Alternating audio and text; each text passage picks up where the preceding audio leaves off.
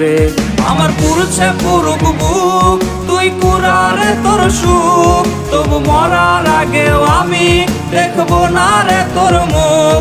আমার মৃত আত্মাটা তোরে ডাকবে একদিন খুব, আমি দেখবো সেদিন তুই ওরে কেমনে রবি চুপ।